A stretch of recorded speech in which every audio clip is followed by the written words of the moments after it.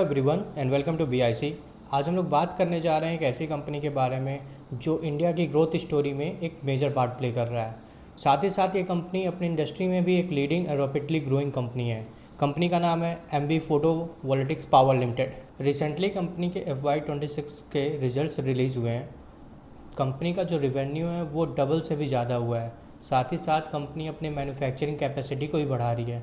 तो हम इस वीडियो में ये समझने वाले हैं कंपनी का जो ये ग्रोथ है वो लॉन्ग टर्म में सस्टेनेबल है या नहीं है, और क्या कंपनी जो इंडिया का सोलर बूम है उसमें एक मेजर बेनिफिशियरी बन सकता है या नहीं।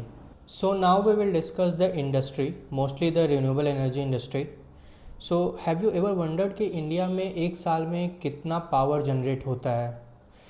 सो लेट अस डिस्कस कि लास्ट ईयर FY25-26 में 1845 बिलियन यूनिट्स इंडिया ने जनरेट किया, which is 0.93% higher than the last year which is FY24-25। अगर हम इस टोटल पावर जनरेशन का बाइफरकेशन देखें कि ये पावर किन किन सेक्टर से जनरेट हुआ, सब लाइक फॉसिल फ्यूल से कितना जनरेट हुआ, नॉन फॉसिल फ्यूल से कितना जनरेट हुआ। So we can see that in this pie chart कि फॉसल फ्यूल से 71% का जनरेशन है एंड नॉन फॉसल फ्यूल से 29% का जनरेशन। अगर हम फर्दर बाइफरकेट करें कि फॉसल फ्यूल से किन किन फॉसल फ्यूल से कितना जनरेशन हुआ, लाइक सपोज लाइक यहाँ पे सेकंड चार्ट जो है इसमें कोल से अगर हम देखें तो 95% जनरेशन जो है वो कोल से हो रहा है एंड रेस्ट 5% में डीजल, गैस एंड लिग्नाइट है। सो अगर हम पिछले लास्ट 20 ईयर के fossil fuel and non fossil fuel का कंट्रीब्यूशन देखें तो जो नॉन फॉसल फ्यूल का कंट्रीब्यूशन FY2005 एंड 6 में था वो था 20% और करेंटली इसका कंट्रीब्यूशन है 29%। सो पिछले 20 ईयर्स में इसमें जो इंक्रीमेंट हुआ है 9% का, उसमें भी जो मेजर इंक्रीमेंट हुआ है वो 2014 के बाद से हुआ है, क्योंकि 2014 में अगर हम देखें तो 21.5% का फॉसल फ्यूल का कंट्रीब्यूशन था। सो वहाँ से 29 तक नियर अबाउट 8% का जो इंक्रीमेंट हुआ है वो 2014 से हुआ है। This is all because of the major push by the Modi government. So government का जो स्कीम है PM कुसुम योजना एंड PM सूर्य घर मुफ्त बिजली योजना, इस स्कीम के वजह से जो रिन्यूएबल एनर्जी का कंट्रीब्यूशन है वो इंडिया में बढ़ रहा है। अगर हम टोटल कैपेसिटी के टर्म में बात करें तो इंडिया अभी थर्ड पोजीशन पे है। इंडिया के पास 250 गीगावाट का रिन्यूएबल एनर्जी का इंस्टॉल कैपेसिटी है। चाइना के पास अभी 2248 गीगावाट का इंस्टॉल कैपेसिटी है। सो अगर हम इस इंडस्ट्री की फ्यूचर ग्रोथ की बात करें तो इंडिया के पास अभी लाइक ह्यूज अपॉर्चुनिटी है ग्रो करने का, क्योंकि इंडिया एक ग्रोइंग इकोनॉमी है और इंडिया एक कंज्यूमर इंडस्ट्री है, जबकि इंडिया का पॉपुलेशन भी चाइना से ज़्यादा है। So we will discuss the projected growth of this industry in the future slides. So now we will discuss कि जो नॉन फॉसल फ्यूल का शेयर है 29% वो किस सोर्स से आ रहा है। मेजरली अभी कंट्री में जो रिन्यूएबल एनर्जी का इंस्टॉल कैपेसिटी है वो 283 गीगावाट है, जिसमें से जो मेजर कंट्रीब्यूटर है वो सोलर पावर है। 150 गीगावाट का जो कैपेसिटी है वो सोलर पावर का इंस्टॉल्ड है एंड 56 गीगावाट की कैपेसिटी विंड पावर की इंस्टॉल है। अगर हम इन दोनों का सम करें तो near about 75% capacity like renewable energy की इन दो मेजर सोर्स से आ रही है। पिछले साल अगर हम पिछले साल को इस साल से कंपेयर करें तो इस साल का जो फॉसल फ्यूल कैपेसिटी ऐड हुआ है वो हुआ है 55 गीगावाट, जो पिछले साल था लाइक 29 गीगावाट एंड इस 55 गीगावाट का भी जो मेजर कंट्रीब्यूटर है 44 गीगावाट वो सोलर कैपेसिटी ही है। And this is because of the like PM कुसुम योजना एंड PM सोलर घर योजना, जो गवर्नमेंट इतनी लाइक ये दो स्कीम चला रही है, साथ ही साथ जो सब्सिडी दे रही है, इसके वजह से सोलर पावर को काफ़ी पुश मिल रहा है इंडिया में। सो गवर्नमेंट का प्लान है कि 2035 तक जो 70% इलेक्ट्रिसिटी है वो रिन्यूएबल सोर्स से आए and rest 30% electricity fossil fuel से आए to meet the growing demand of the country. अभी लाइक FY25 से FY30 तक का प्रोजेक्टेड ये है कि जो पावर का डिमांड है वो 5 to 7% CAGR से ग्रो करेगा because of the rising EV penetration and growing data centre in the country. और कंपनी का टारगेट ये भी है कि हमें हाइड्रोजन प्रोडक्शन भी का इंक्रीज़ करना है। 2030 तक का टारगेट है कि 5 मैट्रिक टन हमें प्रोड्यूस करना है। So now we will discuss कि एमवी इंडिया करती क्या है, इसका बिजनेस मॉडल क्या है, इसके फाइनेंशियल्स कैसे हैं, इसका मार्केट डाटा क्या है और कंपनी क्या क्या मेजर स्टेप ले रही है अपने फ्यूचर ग्रोथ के लिए। सो बेसिकली एमवी इंडिया एक सोलर और सेल मैन्युफैक्चरिंग कंपनी है। कंपनी के पास अभी 10.3 गीगावाट का सोलर मॉड्यूल मैन्युफैक्चरिंग कैपेसिटी है एंड 2.94 गीगावाट का टॉपकॉन सेल मैन्युफैक्चरिंग कैपेसिटी है। कंपनी के पास पिछले 18 साल का एक्सपीरियंस है और कंपनी रिसेंटली एक जर्मन कंपनी के साथ कोलैबोरेशन किया है ताकि वो हाई क्वालिटी सेल मैन्युफैक्चरिंग कर सके।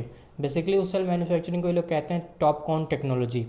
इस कंपनी का एक और इंटरेस्टिंग बात ये भी है कि कंपनी के जो मैन्युफैक्चरिंग यूनिट्स हैं वो 100 किलोमीटर के रेडियस के अंदर हैं।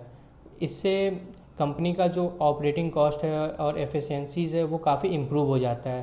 कंपनी का लॉजिस्टिक और रॉ मटेरियल सोर्सिंग ये काफ़ी इजी तरीके से वो हैंडल कर सकते हैं।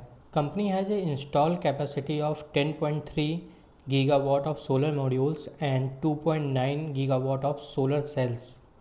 सो कंपनी का जो प्रोडक्शन है FY25 एंड 26 में, FY25 में 1.4 गीगावाट का मॉड्यूल उन्होंने प्रोड्यूस किया है एंड 0.5 गीगावाट का सोलर सेल उन्होंने प्रोड्यूस किया है। और FY26 में there is a major jump in the production of the modules. 2.9 gigawatt उन्होंने मॉड्यूल प्रोड्यूस किया है एंड 1.5 गीगावाट का सोलर सेल प्रोड्यूस किया है। सो अगर हम कैपेसिटी यूटिलाइजेशन की बात करें तो कंपनी का अगर पीवी मॉड्यूल्स में कैपेसिटी यूटिलाइजेशन देखें FY25 में तो वो 54% है एंड FY26 में 43% है। इसमें नियर अबाउट 10% का डाउनफॉल है। एंड अगर सोलर सेल का कैपेसिटी यूटिलाइजेशन की बात करें तो वो नियर अबाउट 30% से इंक्रीज हुआ है। FY25 में 43% एंड FY26 में 70% है। इसके पीछे का रीज़न ये है कि कंपनी ने FY25-26 में कई सारे अपने new module manufacturing unit establish किया है। जो सारे यूनिट हैं वो at the end of the year में जाके कमीशनड हुए हैं, जिसके वजह से उनका कंट्रीब्यूशन पूरे साल में नहीं रहा। साथ ही साथ जो मॉड्यूल मैन्युफैक्चरिंग बिजनेस है वो ऑर्डर बेसिस पे होता है। जैसे आपने मुझे मॉड्यूल मैन्युफैक्चर का ऑर्डर दिया तब हम जाके मॉड्यूल मैन्युफैक्चर करते हैं और इसमें कस्टमर स्पेसिफिक रिक्वायरमेंट होता है। कस्टमर कहा मुझे इस टाइप को मॉड्यूल चाहिए, मुझे इस शेप में मॉड्यूल चाहिए, उस हिसाब से मॉड्यूल बनाया जाता है। सो इसके वजह से जो मॉड्यूल का कैपेसिटी यूटिलाइजेशन है वो कम हुआ है। कंपनी के पास अगर ऑर्डर बुक की बात करें तो उनका ऑर्डर बुक 4.9 गीगावाट से इंक्रीज़ होकर 9.4 गीगावाट हो चुका है। सो बेसिकली मैन्युफैक्चरिंग बिजनेस जो भी मैन्युफैक्चरिंग बिजनेस होता है उसमें ऑर्डर बुक एक मेजर रोल प्ले करता है। सो जैसे कंपनी का अगर ऑर्डर बुक बढ़ रहा है दैट मीन्स कंपनी के पास फ्यूचर के लिए बिजनेस आ रहा है। सो ये जो इंक्रीमेंट है ऑर्डर बुक का वो कंपनी के लिए एक पॉजिटिव साइन हो जाता है। तो अभी तक आपने समझा कंपनी के बिजनेस मॉडल और ऑपरेशन के बारे में। सो किसी भी कंपनी में इन्वेस्ट करने से पहले हमें कंपनी के फ्यूचर ग्रोथ के बारे में समझना होता है। तो चलिए अब हम इस कंपनी के फ्यूचर ग्रोथ के बारे में समझते हैं। जो सबसे इम्पॉर्टेंट चीज़ है कंपनी के ग्रोथ के लिए जो कंपनी प्लान कर रही है वो है बैकवर्ड इंटीग्रेशन। तो क्या होता है ये बैकवर्ड इंटीग्रेशन? अभी आज के टाइम पे कंपनी एक सोलर सेल और मॉड्यूल मैन्युफैक्चरिंग कंपनी है। तो जो ये प्रोडक्ट्स हैं इसको बनाने के लिए भी कंपनी को रॉ मटेरियल चाहिए होते हैं, जैसे हो गया आपका वेफर्स, इनगोट्स एंड पॉलीसिलिकॉन्स। सो ये जो प्रोडक्ट है ये जो रॉ मटेरियल हैं इसको कंपनी बाहर से प्रोक्योर करती है। सो कंपनी का फ्यूचर प्लान ये है कि कंपनी एक कंप्लीट वैल्यू चेन बनाए जहाँ पे कंपनी ये जो रॉ मटेरियल है वेफर्स, इनगोट और पॉलीसिलिकॉन्स इनको भी खुद इन हाउस मैन्युफैक्चर करे। इससे कंपनी को 4 मेजर फ़ायदे होंगे। पहला तो कंपनी का प्रोडक्शन कॉस्ट कम होगा। सेकंड, कंपनी पूरे मैन्युफैक्चरिंग इकोसिस्टम पे कंट्रोल कर पाएगी। थर्ड, कंपनी का सप्लाई चेन रिस्क जो है वो भी कम होगा। एंड फोर्थ, कंपनी जो रॉ मटेरियल बना रही है उसको एक न्यू रेवेन्यू स्ट्रीम बना सकती है। इस रॉ मटेरियल को जो अनदर सोलर मैन्युफैक्चरिंग कंपनी है उनको सप्लाई करके एक अपना न्यू रेवेन्यू स्ट्रीम बना सकती है। Second is a capacity expansion. So company का प्लान ये है कि FY28 तक कंपनी 16.3 गीगावाट का module manufacturing capacity and 8.9 gigawatt का सोलर मैन्युफैक्चरिंग कैपेसिटी इंस्टॉल करना चाहती है। साथ ही साथ कंपनी 6 गीगावाट का इंटीग्रेटेड मैन्युफैक्चरिंग यूनिट बेंगलोर में स्टार्ट करना चाहती है। अगर ये प्लान सक्सेसफुल होता है तो कंपनी का प्रोडक्शन कैपेबिलिटी और मार्केट पोजिशनिंग काफ़ी स्ट्रॉन्ग हो जाएगा। And third is a DCR market targeting. Basically DCR होता है डोमेस्टिक कंटेंट रिक्वायरमेंट। सो जो गवर्नमेंट का स्कीम है लाइक PM कुसुम योजना, PM सूर्य घर योजना, लाइक इस योजना के तहत लाइक जो सोलर पैनल्स लग रहे हैं वो बेसिकली मेड इन इंडिया होने चाहिए। बेसिकली उसमें जो कंपोनेंट्स लग रहे हैं वो डोमेस्टिक ओरिजिन के होने चाहिए। तो इसीलिए जो DCR कंप्लायंस मॉड्यूल हैं उनका डिमांड इंडिया में रैपिडली ग्रो कर रहा है। सो मैनेजमेंट का ये फोकस है कि ये जो DCR ग्रोइंग मार्केट है इन्हें कैप्चर कर ले और गवर्नमेंट का जो सोलराइजेशन का पुश है उसमें एक डायरेक्ट बेनिफिट कंपनी कमा सके। सो अगर हम कंपनी के रेवेन्यू बाइफर्केशन की बात करें तो कंपनी का near about 40% revenue independent power producer से आ रहा है एंड 35% रेवेन्यू कॉमर्शियल इंडस्ट्रीज से आ रहा है एंड 25% रेवेन्यू अदर सोर्स से आ रहा है। सो जो लार्जेस्ट कस्टमर है वो नियर अबाउट 21% का रेवेन्यू कंट्रीब्यूट कर रहा है। टॉप 5 कस्टमर 53% का रेवेन्यू कंट्रीब्यूट कर रहा है एंड टॉप 10% कस्टमर्स 68% का टोटल रेवेन्यू कंट्रीब्यूट कर रहा है। सो इस रेवेन्यू बाइफिकेशन में हम ये भी समझते हैं कि जो DCR मॉड्यूल्स हैं कंपनी बेसिकली 30 to 35% का जो सेल्स कर रही है वो DCR मॉड्यूल्स का कर रही है। तो ऑलरेडी कंपनी का जो DCR मॉड्यूल्स में प्रेजेंस है वो काफ़ी अच्छा है। अगर हम DCR मॉड्यूल की प्राइसिंग की बात करें तो वो नॉन DCR मॉड्यूल से नियर अबाउट 60% हायर होता है। सो एक नॉर्मल DCR मॉड्यूल की प्राइसिंग इंडिया में नियर अबाउट 21 to 22 रुपीज़ पर वॉट पड़ती है एंड नॉन DCR मॉड्यूल की प्राइस 14 to 15 रुपीज़ पर वॉट है।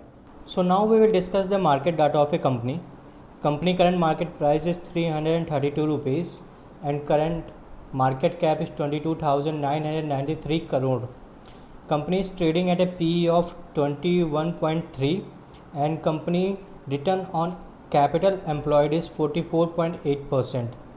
Company has a book value of 53.4 rupees and company's return on equity is 51.1%. Company का पिछले 5 साल का सेल्स ग्रोथ जो है वो 64.1% का है और कंपनी का नेट प्रॉफिट मार्जिन 21.4% का है। कंपनी का अगर नेटवर्थ की बात करें तो कंपनी का नेटवर्थ अभी 3,695 करोड़ रुपीज़ का है। कंपनी के पास 360 करोड़ रुपीज़ का डेट है और कंपनी का price to book value ratio 6.22x है। कंपनी का IPO 18 नवंबर 2025 को आया था और IPO का प्राइस था 217 रुपये।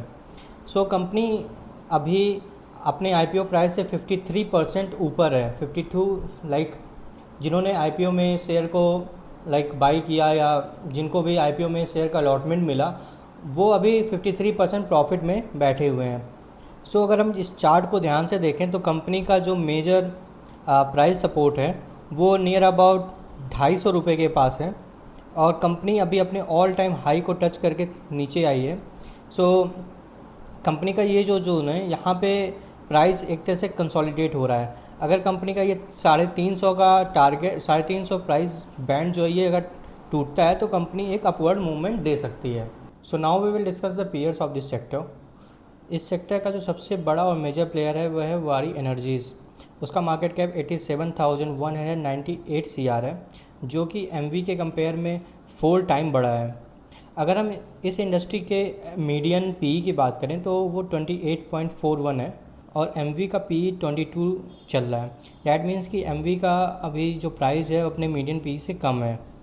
अगर हम EV to EBITDA की बात करें तो MV का EV to EBITDA 13.31 है और median EV to EBITDA is 16.16।